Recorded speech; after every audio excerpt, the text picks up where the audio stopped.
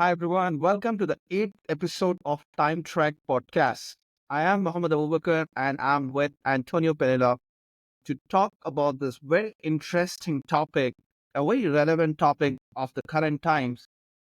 It's on lean governments and how the future of the world, future of the countries can be built around lean governments. As you all have read in the news, the US government has started a new initiative which is essentially going to help in reducing the government departments which are redundant in nature. So we're going to discuss more about that, and we are going to also discuss why governments have become such bloated and why there's need for the governments to become lean. So Antonio, any first thoughts about what's going on in US? Thank you so much. I'm excited to have this conversation today. Yeah, I mean, look, the reality is things need to be analyzed in more depth. There seems to be a ton of inefficiency, a ton of bureaucracy, a lot of money unaccounted for. There's no transparency, and it seems like the disconnect between the government and the people grows larger and larger through time. And the reality is, a large portion of our money every day, in many ways, goes to all these different entities, and we don't know why. And it would just be great. And I think that through progress and innovation, we'll see a lot more growth in many countries of the world if there's more transparency, because now people can be a part of that movement and can decide or at least push for certain things that may help or may not. And I think that the people should have more say in where their money is going ultimately. Is this the wide scale sentiment in US that the US government has become excessively large? Yeah, I mean, it's enormous. Like, I don't have exact numbers, but it's become increasingly larger throughout the years. There's more regulations. I know those regulations create more departments, which maybe pull in more money through fines and through deeper processes that have to work their way up the bureaucracy, and it becomes very difficult for business. It stagnates business, and I mean, this is a worldwide issue. So really, the deregulation and the questioning of all this can help move forward a lot of different industry and create efficiencies overall. Yeah. So I heard that Vivek Ramaswamy, he has been saying that he wants to get rid of FBI. So, I want to understand like what's the sentiment about FBI among the common Americans? For somebody who is outside United States, I see FBI only in the movies, and they seems to be like cracking cases and stuff like that. But what's really going on with FBI? That's a great question. The reality is you only know what we're told, right? And there's so many within the departments, there's so much secrecy. And I mean, how many different intelligence agencies and agencies are going to exist to solve crime and all these different issues, which definitely need to exist. It's just it's broken up into not just the FBI. You have the CIA. You have several departments going after all these different problems, and it seems inefficient in a way. I mean, I'm no professional. I couldn't come here and tell you which ones are more efficient than others. I don't have data behind it, but it seems to be bloated, and there needs to be. And it begs the question: Can governments function more efficiently if it was like almost like from a take a business perspective on it, right? Like small startups, like do things work? Are they creating value? Are they inefficient? If they're not, cut them. It's like it doesn't. You don't see cutting. You see addition. You see more spending. To give you an idea, the annual government spending in the United States is approximately $7 trillion. Wow, that's a staggering amount. And there's mandatory spending, right? Like Social Security, Medicaid, Medicare, which is something like 5 trillion, 5.5 trillion, something like that. Now, the remaining amount is discretionary spending. And I think the majority of that discretionary spending is aimed towards like defense. I think it's $900 billion is put into defense. And I mean, just in that area, from what we're hearing, with all the new innovation from like drones and all these all this equipment that's not being like functioned by a human being, that's way more efficient, less costly, there's a lot of space there for innovation that would bring down that particular cost, which is a large amount of the budget yearly. So I mean, that's just one area. I mean, we could talk about healthcare, we could talk about education. There's many areas. But When the U.S. government talks about internal cost cutting and saving that money, what the other countries fear is that is this money going to be deployed to invade some new countries? Because if the $7 trillion becomes $5 trillion, then that additional $2 trillion would be spent on invading another Afghanistan. Is that how you see it with Trump in the power, or you see that that amount would be used to improving the infrastructure? This is maybe a very selective observation of a friend of mine. He happened to visit. He's from United States. I don't know whether he's a citizen of United States or not, but he resides in the United States, and he happened to visit China on a business trip. And I asked him like, "Hey, how did you find China?" His immediate comment was that after visiting China and I came back to US, I find US as a second world country compared to the infrastructure that is there in China. So you think over the last couple of decades, the priorities of United States has been, investing in external wars and all that, and an inflated government rather than upgrading the infrastructure of the it seems cities. it seems that way. It seems like, and look, we can put on our little tinfoil hats right now and become conspiracy theorists, which I definitely can consider myself one because I'm questioning everything at all times, it seems. But yeah, like, we're involved in all these wars. I think that the the general consensus of people in the United States, and I guess around the world, really is nobody wants war. It seems like there's so many interests to create a war, to have all these weapons manufacturers that are owned by larger companies that maybe can benefit if there is a war. And so suddenly we're entering into multiple wars and all these different areas that we're spending money in ways that we don't want to. The typical person doesn't want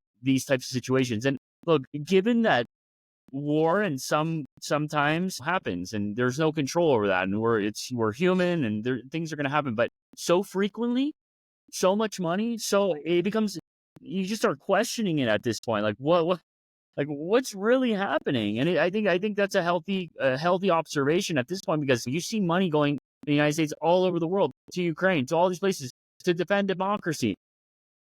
Okay, like, it just seems like a waste of spending. And it seems like, from my perspective, and I could be wrong, but it seems like the government that's coming in, Trump and everybody, they don't want war. They're trying to defuse these situations. And it seems like we're escalating in these last months until the transition of power occurs. It's like, can anything else happen? I mean, attempted murder, like, they're trying to do. I feel like anything is possible at this point. It's just, but is that how you feel coming from an observer from outside? I mean, what does that look like?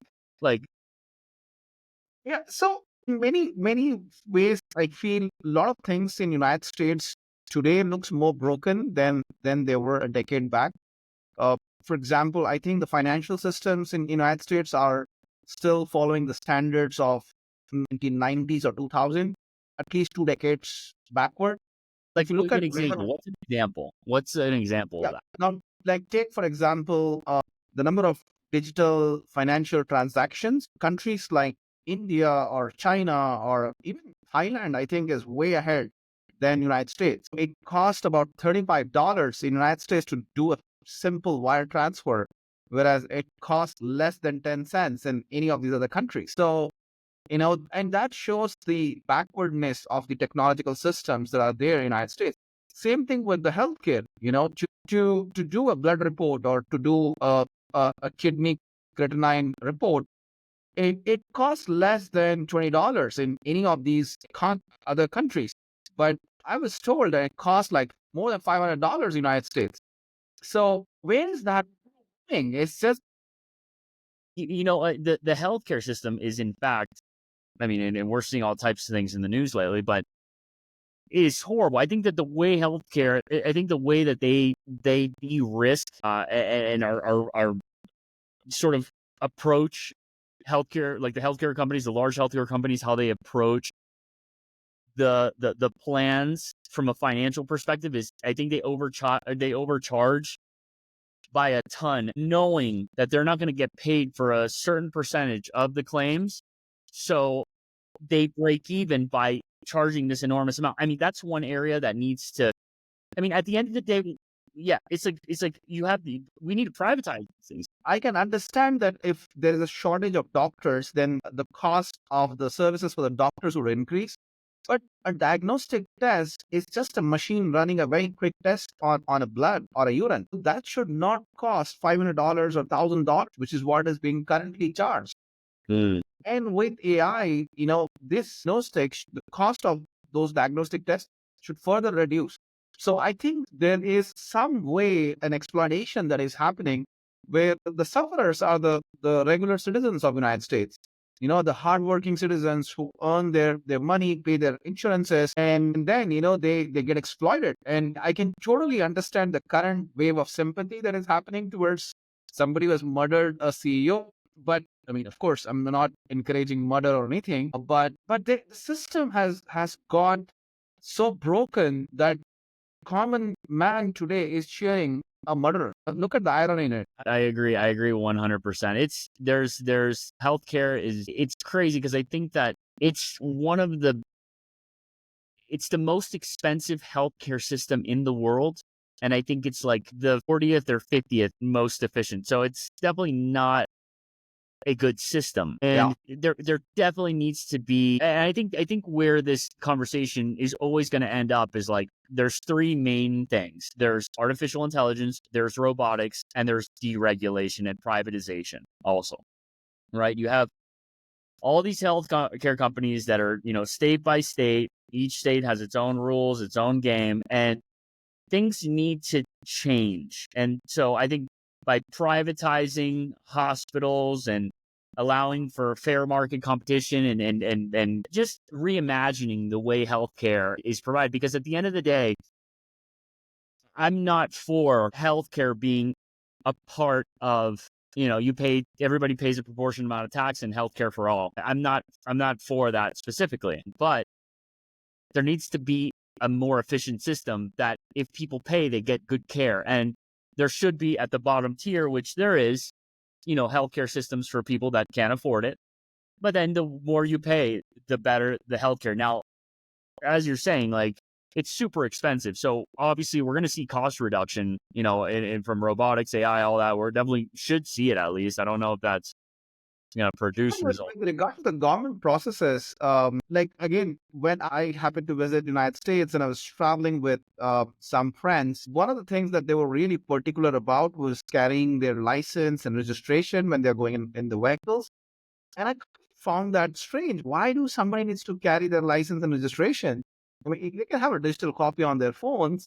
It should be sufficient for a policeman to check it. But what I understood was that the processes are so old school that you still need to show a piece of paper, which is sort of like 1970s, 1960s era style work.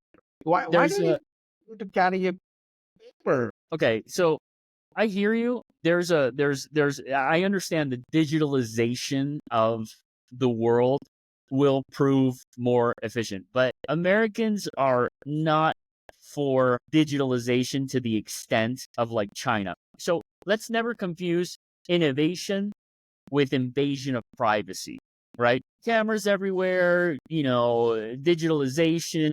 I'm not saying like take away the privacy. I'm saying like why do I need to show a piece of paper? I can just show the same license on my phone. I understand that. I understand what you're saying there, but there's much more that then comes into effect when implementing something like that. Well, I mean, first of all, if your phone dies, then you don't have it, then whatever. But this is a way to document the person, great. But the more You lose the paper, you can forget the paper. The paper can fall in water. It get spoiled. it's true, So there are like of course. number of ways. Like So one both can ways, do to that. have both ways, perhaps. And I'm not saying I'm not saying that is efficient in itself. What I'm ultimately saying is the idea of digitalization as an efficiency purely, it can't. There's limitations to it in my perspective. There's once the world becomes more digitalized and everything gets documented and everything is cross-referenceable, there comes a point where that intrudes into your privacy. So there's a very fine line between that innovation and, us wanting to disclose information with everybody because you become Antonio, a data you point. have the policeman who is asking for that documentation. So the citizen has to comply with the instruction given by the policeman.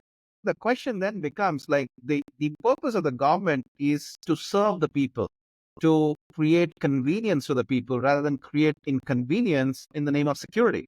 I think it's the most important thing. I think that's a part that you need to clip this part because this is super important. The government works for the people. The government is there to create efficiency and make the everyday person's life better.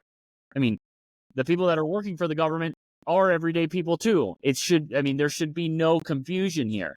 But it seems like the more bureaucracy is built, there's more corruption, there's more us versus the government. So there's separation, and it's like you're have to be afraid of the government, right? And it shouldn't be like that. There should be more data. There should be more like people just want to be happier. People want to live easier, better lives. The government can play a role to help that or to take that away. What role do they want to play?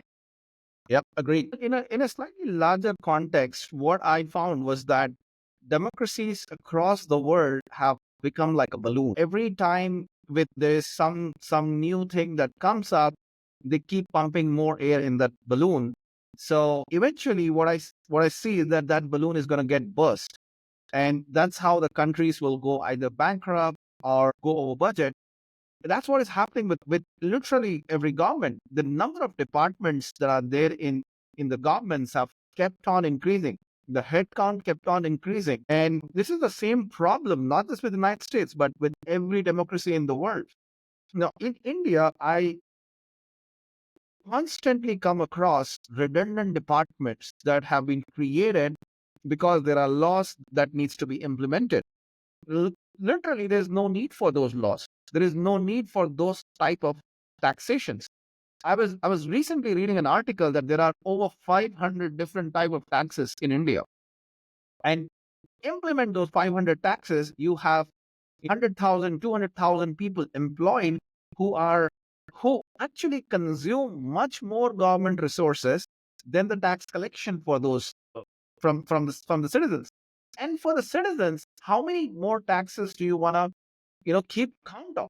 So what happens is, out of inability to track all these different type of taxes, if the citizen doesn't pay and doesn't, then it leads to some level of corruption because the citizen want to get out of the problem. Then the government official says, hey, just pay me off.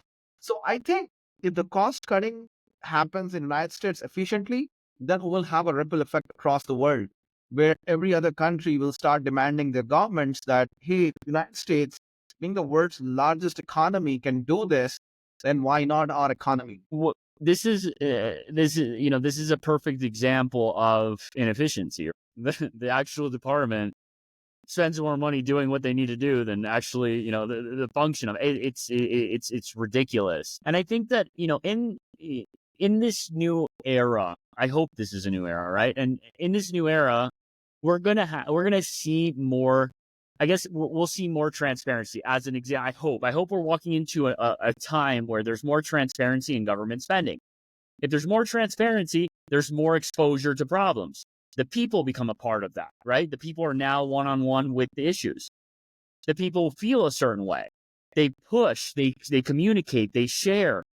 That voice creates influence and decisions get made because now people are put on the spot. It's not like, hey, I can get away with this, nobody's going to know. Now it's like, hey, and there should be a clear-cut communication between the people and the government.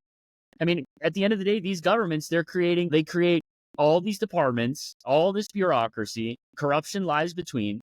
Either it comes from taxes or it creates inflation, right? So they want a new department, they spend some money, the central bank prints more money, all this new money goes into circulation into the economy.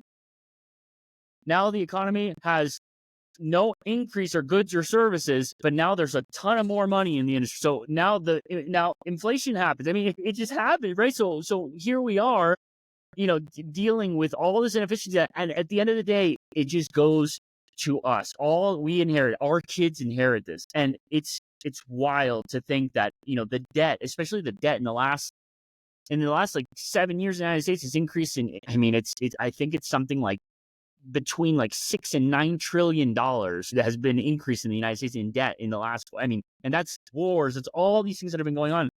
We need to rethink this. What does it look like in India? Are you seeing any change or any sort of? Is this propelling anything? Is there a movement? Do you see it, or in any other countries? Are you observing this?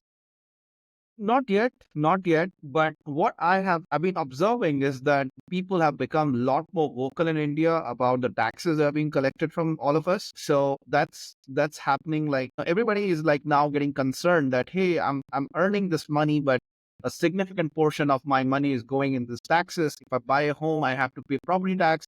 If I buy a car, I have to pay road tax. This is after I have already paid the income tax on my income. Government taking away 30% on income tax, and then subsequently another 18% on something called as GST, and then this other set of taxes. So it's like literally you are losing about 50% of the income that you have earned in just taxes. So it's like 6 months in a year you're just working for the government and not being paid anything for that. So people are becoming more and more vocal about this on the social media.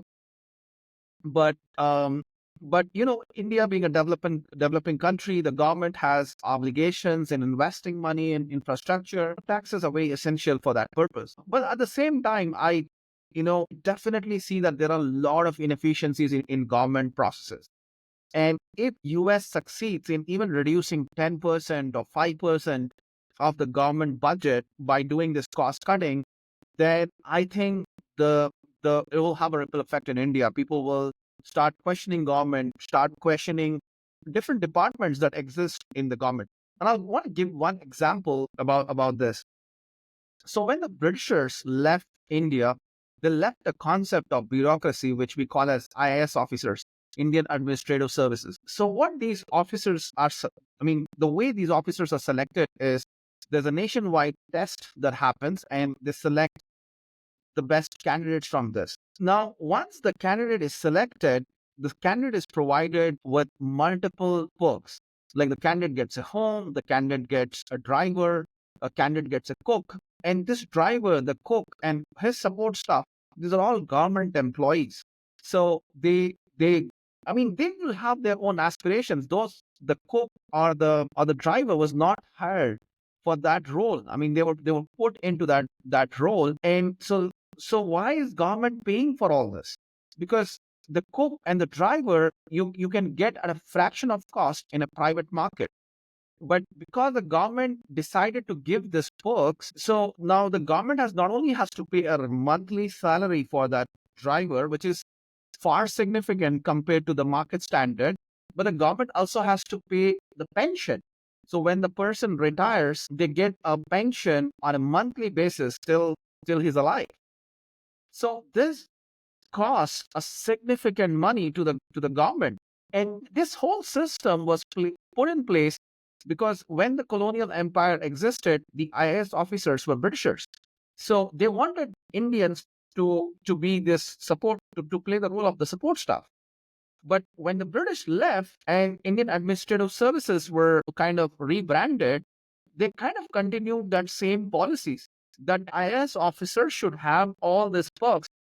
He needs to have a bungalow. He needs to have a driver. He needs to have a cook. And the government needs to provide all this. Why should the government provide all this? It's just a job. You're selected, you would be paid for it, and from your salary, you can afford a driver. From your salary, you can afford a cook. Why should government pay for all this? I think this line of questioning uh, has still not become mainstream in India, but I think if the cost cutting starts happening in US, people will start questioning in India as well. It'll be a worldwide effect, and thank God we have these different social media channels that allow for expression and the revealing of a lot of information that typically wouldn't catch traction. It would be deleted or moved out of the algorithm. And so we live in a world now and that's where influence keeps coming up, right? This idea of people sharing and then people getting upset and questioning and then people getting fired and restructuring. It's like the exposure itself is the very remedy. And it's just, if there's exposure, there's going to be people held liable, and those people are going to have to respond. And if they can't respond, they're going to get moved out and replaced. And this is how the system should be. So, like you're saying, like, for a fraction of the cost, and this goes in not just the people that work for this particular ambassador or what have you, but really for all these different industries that the government has its hands in. They're paying top dollar for anything. I heard some crazy amount, like I think Boeing or one of these companies was charging, $5,000 for a screw or something ridiculous. Don't quote me on that, but it's something ridiculous. And so it's all because it's all through government spending. Government pays top dollar. Now, if you privatize things, and even from basic services, right? Now, there comes a fine line. It's not like, hey, we're going to privatize everything and we solve it. And they do things for a certain reason. Like they probably want that cook and this person because there's a thorough vetting process, and they want to provide these accommodations to have these representatives that show up on behalf of the government for them to be on point and not lacking basics to just be able to do their job at the max, at the best potential. So perhaps vetting these privatized agencies more effectively, just different routes to provide the same services without spending so much money. I mean, it's not rocket science, right? It's just restructuring the way decisions are made and in how processes go. One of the amazing examples of how a lot of governments have done cost cutting is offering visa on arrival or e-visa services. Earlier, a lot of countries, including in the countries in Middle East as well as some Western countries, they used to have consulates and with a lot of staff in the consulates whose primary job was to just do interviews of people to approve visas.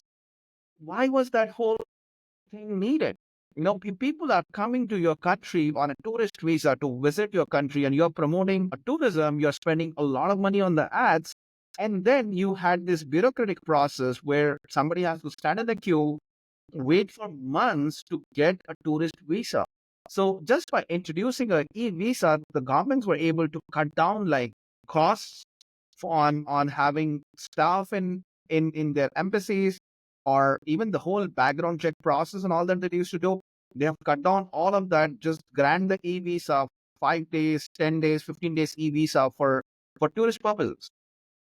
It's something that's mind-boggling in a sense, and I say this, and I'll draw the picture here.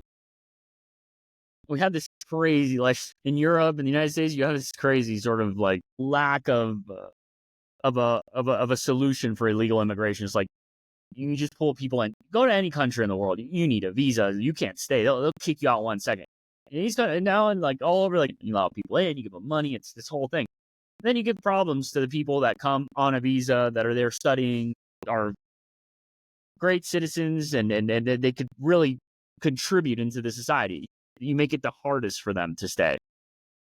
And this idea of visas, and I've experienced it, is many times, it's like you go through a lot and you have to pay all this money and go through this thorough vetting process. And it just, I find it ironic in a sense. Like here we're going to, all these countries, and, you're thoroughly vetted and you can come into our country and get everything. But it's so stupid. But right, to the point of like e-visas, it facilitates the process. And I'll take this idea of visas and I'll move it over to like environmental agencies. You have an agency that okay, we need to save the environment because of X, Y, and Z factors. And now you need to, if you want to drill for oil or do something nuclear, whatever it may be, you need to hire these agencies. And now you have this process, and you have to hire a specialist, a person that specializes in this area to speak to the department.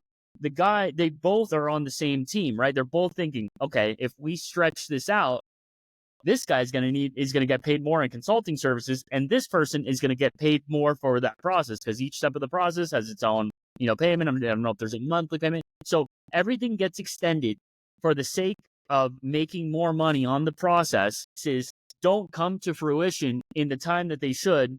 So there's a lag of time. They can't go into work and start providing their solutions to compete with the other. But it's just you stagnate the whole supply chain. Like it just slows everything down enormously. And Yep. so I'm not saying get rid of the environmental agency. I'm not saying, perhaps there definitely needs to be particular agencies that do certain things, but let's loosen up on the regulations a bit. And I'm not a professional to jump in here and just say, hey, loosen up here, loosen up here. But take people to question and restructure these regulatory processes in order for private markets to succeed and the economy do better. And at the end of the day, what happens when you privatize markets and business does well? More tax revenue, right? More tax revenue for the country. And it's a win-win for everybody. The private companies succeed, there's competition, and you get more tax money and more jobs. You touched upon human rights activists and how they are ensuring that more and more illegal immigration to happen. You touch upon, how they're doing this service to the nation. Yeah, I mean, at a very basic level, and I've said this before in another podcast, but you come to the country illegally, you get, I think, something between like $1,500 to $2,000 a month. And you get to stay somewhere free. You have close to 10 million people that have crossed the borders in the last 4 years. And that's a low number. It's supposedly even more. Normally, there would be something between 300. Why do you think the United States is not able to identify those individuals and deport them? Or they are not able to identify them. I'm sure they're able to identify them and go about something. I guess that's what the new parties is going to come and do, I believe. Now, it's just taking that action because the current. It's so ironic that U.S., especially the media agencies in U.S. and the government keeps informing the people that, hey, we have all this intelligence services. We can detect some agents who are working against United States in foreign countries, and we can send drones and kill them. Interest. We can't know. Interest. We've discussed it. This is all interest. This is about money, man. This is about interest. This is about. Yeah, I mean, let's take a couple examples. Like if there's a current party in play and they're allowing for illegal immigration in scales that's never been seen before, they provide them with all this luxury and allow them to stay and help them out. Do you think when Trump comes in, there's a possibility like the way Nayib Bukele has been able to imprison all the bad actors in the country and make El Salvador as a safe country? You think Trump would go to an extent? No, I don't think, but imprisoning all these people is not the key. They're not all criminals. Do you think Trump would deport them? I think so, and I think that from a cost perspective, it's very expensive to perhaps create a department or use existing resources to go about finding housing or putting in facilities and sending people out. But long term, I mean, there's many factors that play into this. There's crime, there's the money, the amount of the work that they do, the contribution from a tax perspective. There's so many different variables here, but ultimately it's the cultural integration. Like, do these people even want to be in? Yeah, especially whenever there's this discussion, there's a lot of topics about what's the cost involved and all that. But, El Salvador kind of proved that it doesn't cost a lot But to kind of. El Salvador imprisoned a lot of criminals, right? Yeah, but that will consume even more cost compared to, say, just bringing them to a detention center and then deporting to the countries. But So there's a short-term thing compared to a long-term imprisoning people. there's a couple of things that we need to take into consideration. Is a lot of criminals from Central America and South America and around the world were released from prison and told to get out, and how they end up in the United States. We're going to be prosecution of those people who let those prisoners go. I mean, how do you prove that? How do you prove that? Like, and what would you do? How can the United States go and say, hey, this person came from this country? They have to research each person, find out if they were in a facility, find out how they were released. How can the world trust when U.S. government goes and kills somebody in Sudan or someplace saying that that guy is a terrorist when they can't even find people within their own country, whether they are People don't citizens or trust the government. People don't trust the government, Abu. People don't trust the but government. what interesting. I mean, that in this case, the government becomes criminal, right? Because they are saying to the world that, hey, we have intelligence that somebody in Sudan is doing something, so we send a drone and kill that person. But you don't have intelligence within your own country. I don't think we lack intelligence. It's just there's interest. There's things that work for the benefit of creating a particular scenario and monetizing off of it. And there's many of those. So it's not like it can't be done. They could close the border. It's not crazy, right? They could do something about it. But there's interest that people come in, they're given money, they vote a certain way, they create certain types of scenarios culturally, perhaps crime goes up, and people monetize off of this. If you even think about it, like there's many areas that can be privatized. And one of them, it could be like jails, for example. Now, what happens when they privatize jails, which this is an ongoing problem, I believe? People that own jails, what is in their best interest? To get more people in jail. Why? Because the government's going to give them money. And what happens? These people, while they're in jail, they're actually performing community service. So the government is probably giving them the money to hold the people, which feeds them, et cetera, et cetera. Now these people are also working from inside jail. They're doing sorts of jobs, whatever it may be, cutting grass or doing, whatever it may be. So it becomes a business. So then now jails, wait, hold on. Now jails, what do? They want to push. Let's talk about this hypothetically, right? A conspiracy theorist. They push certain types of perhaps issues, anger, convince society that there's problems, get people upset. What happens? What's the effect of that? Crime. What happens when crime is done? They get with the judges. They put more people in jail. They connect with the judges. Who knows? There could be corruption all kinds of ways. They fund the judges. Those judges now send people to jail for anything, right? Because now they go and they monetize in jail. So it's this chain of events when you privatize is another problem. And what I'm ultimately saying is I keep talking about privatizing industry to solve government issues. It's like there is a cancer and you have to just approve that cancer, but it But there's seems like nobody cancers in wants to both do anything. respects. There's cancers in two ways. There's cancers if you keep the system, and there's cancers if you privatize it, is what I'm ultimately getting to. There's no You got to approve that cancer. That's what the problem is, that nobody, I don't think US government currently looks convinced that they want to approve the cancer. there's issues everywhere. The idea here is if you restructure, like, there's going to be problems in both ways. The government is inefficient. It pays top dollar. A lot of money gets unaccounted for. There's many departments, et cetera, et cetera. You privatize these, there's certain interests. People get paid on the back end. On the government side, again, you can create monopolies, right? Because the government only wants to interact with 1, 2, and 3 companies, and now there's 50 people in the space. Nobody can compete. It becomes stagnant. Like, there's this is not either way. There's problems. That's the reality, and it's finding how to implement strategy and ethic and overview in whatever strategy it is that you take. I believe that it should be within private. There should be more private corporations, more privatized industry from a government perspective, and the government maybe overview that in some way. I don't have answers. I'm just saying. I'm just trying to look at So both sides. let's divert the conversation a little bit more towards, say, the rest of the world. What is it that the rest of the world needs to learn from United States at this point? I mean, what are the kind of mistakes that United States has done that other countries should, take notice of and ensure that same mistakes are not committed? The rest of the world is way more corrupt than the United States. In from a bureaucracy and government perspective, I've lived in a few countries. You notice that the governments in many. I mean, in America, you have infrastructure, you have things like things move, things happen. In many countries, they don't build that highway because the Yeah, politicians involved in getting the money hired a company that they knew. All the money got funneled. The project wasn't complete. And there's no more money. Sorry, we made a miscalculation. This happens over and over and over again in many countries around the world.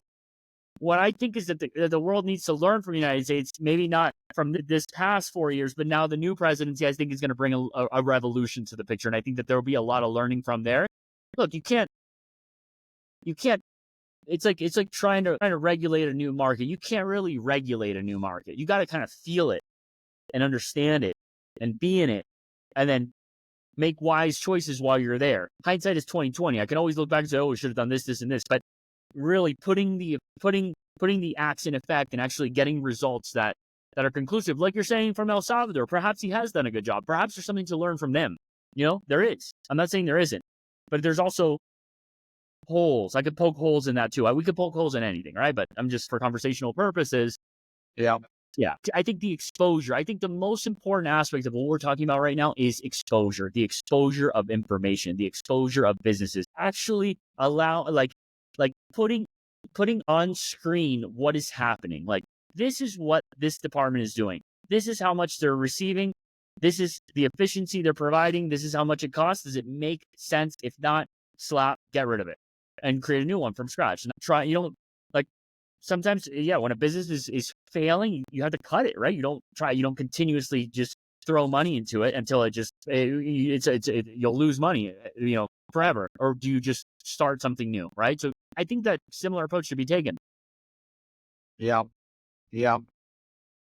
Yeah. I think, yeah, I sort of agree with that, there is far more corruption in a lot of countries, say compared to United States, and that is like really holding back their progress. Yeah, at some point we need the people have to really rise against corruption. It has become like an endemic in a lot of countries. Yeah. Think about the amounts of people in country. I mean, what is the ratio of regular citizens to the government? Like, there needs to be movements. I'm not saying destroy things, but there needs to be a voice. And I think that, again, I'll circle back to the exposure. If there's communication, if there's a visual representation of it, if there's communication of those ideas, and then if people start speaking about it and bringing it to light. Yeah, I love this idea that having like a dashboard where is government spending money? Which are the departments consuming the resources of the government? Or just having like a big picture where one can visualize this, hey, income tax department is consuming this much, the police departments are consuming this much of the resources, and giving that like a 10,000 feet overview to the citizens, I think is a great idea, and it can really help in constructive politics across the country. Of course, transparency. I think that's what they're preaching, right? What Elon Musk is proposing with Vivek Ramaswamy is that they're going to get rid of $2 trillion of government spend. As we spoke about before, United States yearly budget is somewhere around 7 trillion, and mandatory spending is like 5.3. Discretionary spending is about 1.7 trillion. So it's going to be hard to jump into like Medicare and all these different areas to achieve 2 trillion. Now, Yeah, but if United States withdraws army from some of the army bases in multiple countries, I think there's going to be at least $1 trillion saving right there. I think where the real savings lies is in the economic prosperity of the country, right? Is in the deregulation, the privatization, Yeah. and then the freedom of capitalism to take play, right? And so because of that, again, we talked about it before, but it's more jobs, more competition, more tax dollars, right? So now the budget increases, right? And so it's like everything works. It seems downstream. It all makes sense. So you have to, there's a few things that they're doing, right? So analyze the current departments, break them down, see what's working, what's not, deregulate a bit, privatize company, go invest more in privatization of different industries. And that Antonio, diverting the topic, see, it's really going on in Europe. wow. Off late, But from what perspective? I feel like off late Europe is increasingly becoming irrelevant, and it has become like sort of old lady, right? It's I see very memes. grumpy and inefficient. I see memes all the time. It's like starting a company in Europe, right?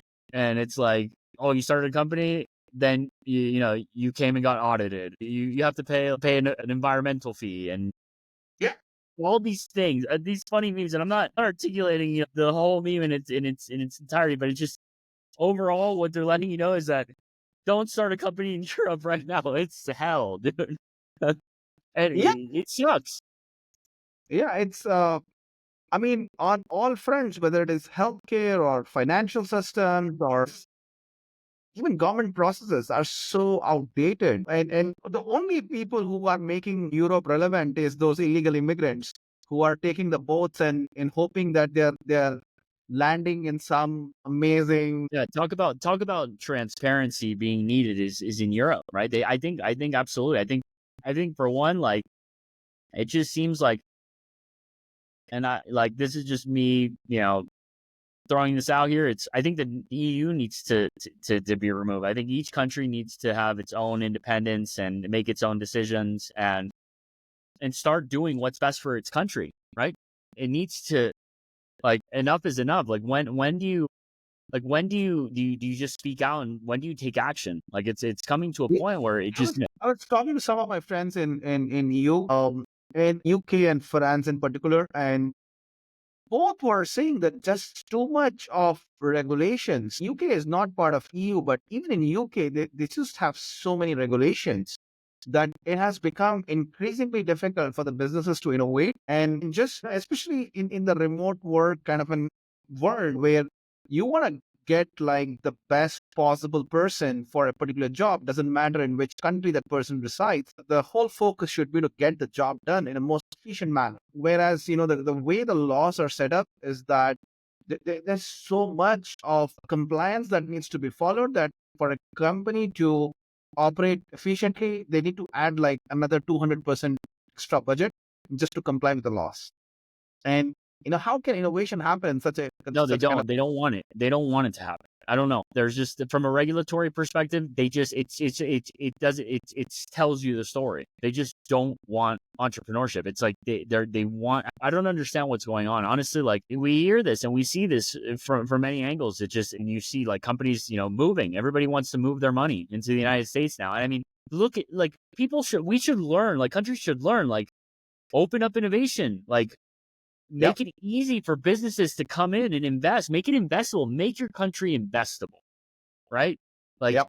make it something attractive for people to want to go. Why the opposite? Why are you repelling the world? Why do you repel your top, your people with the most money? These people are just, all they do is they allocate their resources somewhere else. And what happens to your economy? What happens to your stock market?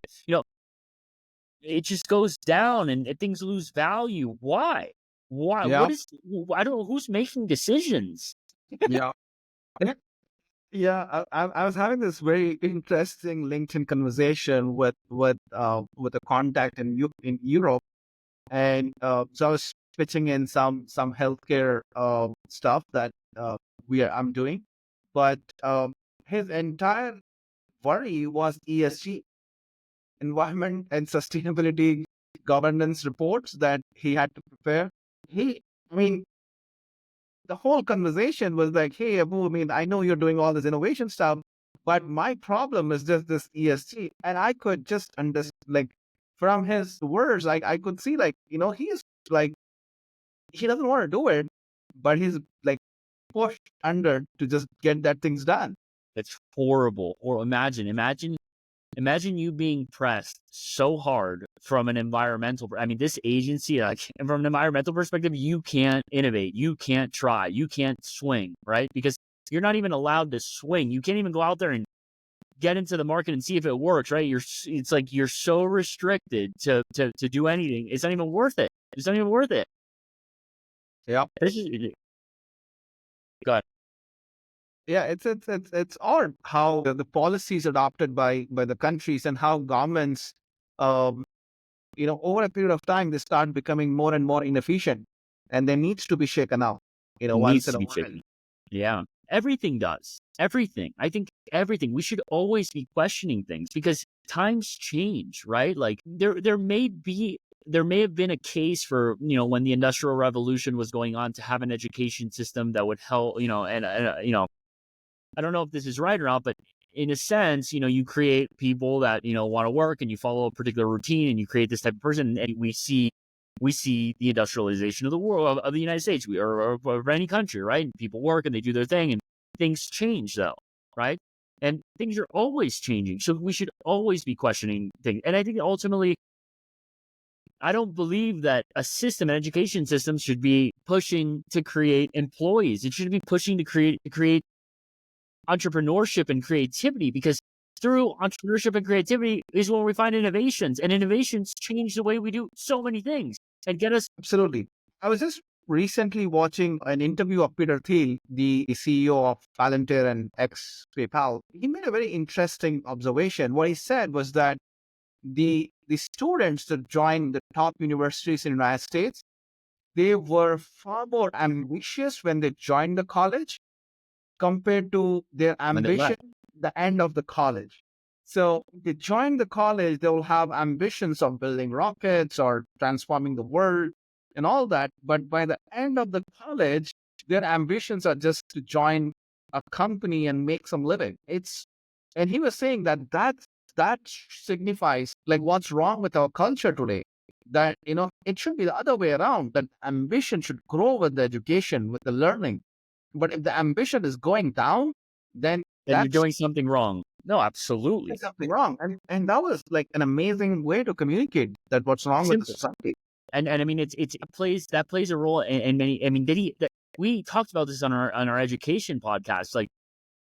Like when I put my son in a Montessori school, and what they asked me is, do you want to send your kid to an Ivy League? I'm like, like that's not my goal at all, right? Because it's already understood. Like I don't want him, and we see this every day. And we talked about this before. You have these people that the best and the brightest of the world to join a bank, to analyze a market, to try and make a tenth of a percentage, on anything. And that's what they live for, just analyzing markets and making money, not actually making change. And all these people could really contribute into the society in many different ways. Why are we continually like pushing? There should be incentives and different ways to bring about the best in people. And that's ultimately, I think, touching on this subject and how this trickles down into all of this. If from a government perspective, if the agencies were focused on investing more on privatized schooling systems, there would be more innovation, because there would be more competition in the schooling arena, right? You would have larger scale homeschool type approaches. You would have approaches for children that are just focused on art, and you would have very niche ways of approaching, education for children, to not create a cookie cutter human, but to create the best possible creative person that you possibly could. And it's just a matter of those allocation of resources. They're going somewhere. The Department of Education in the United States is a federal agency that provides money for the entire United States. They all follow a rule. You go to a classroom, it looks like a jail. You get out, you go work in an office, looks like a jail. Like it's like this teaching of just be a part of the system and fit in. And why? No, like humans are so creative. Like little by little, you're just molding, you're stifling this creativity when it should be the opposite. So government spending. So at the end of the day, this conversation is really about about the future and the influential aspect of how that plays roles in what the government is investing in, because it does have a lot. Yeah. I was having this conversation with somebody from Saudi Arabia and a friend of mine from Saudi Arabia. So he was just telling me that it is very important for the governments to lay big ambitions for their citizens. And that's what they're trying to do in Saudi Arabia with all this massive constructions. I couldn't understand what he meant at that point of time. Like I thought a lot of the projects were just vanity projects that the rulers want to do it. But then when I connected with, say, the moon landing missions of United States, and what those missions did was instill a larger ambition among American kids. So you see that the people who were the kids that were born during that duration, or the kids who were in their early teens in those times, they went on to become very, very successful because they grew up with larger ambition. That hey, my country is landing on the moon, and I got to do something big. So I think the governments, while they operate in a lean manner, they also have the responsibility of instilling a larger ambition among the people by taking up large scale projects.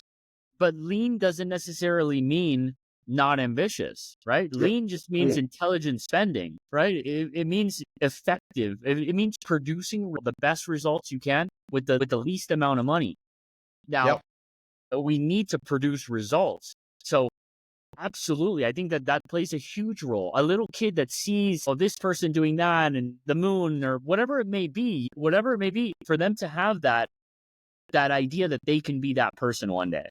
And for the resources to be allocated to various different approaches, because humans learn in many different ways, and allow people to excel and not stifle the dreams, but open them up even further and allow them to start creating a path to be able to do that. And what would you want as a country? You want efficiency. You want innovation. Why? It makes your country better. And it seems so obvious. Like, why there needs to be a revolution in the world. Here you have governments that are just trying to just consolidate money and just transfer more money to very few people. And I believe in the idea of capitalism, of growing, but I also don't believe in monopolies and this type of corruption. So there exists corruption in every area, right? There's no perfect way, but there's enough people to be able to beg for this dashboard or transparency to what's happening, so that they know that they can trust in a system and continue to contribute to that system that's going to be beneficial for the future of their children, which is their main importance. Like, what else are you doing this for? Yep. Yeah, I think this has been a wonderful conversation. We can talk a lot about various topics, but I think we covered some of the core topics. And any last thoughts about I'm excited to see what happens with this Department of Government Efficiency. I'm curious to how this will be laid out. I hope they add a dashboard.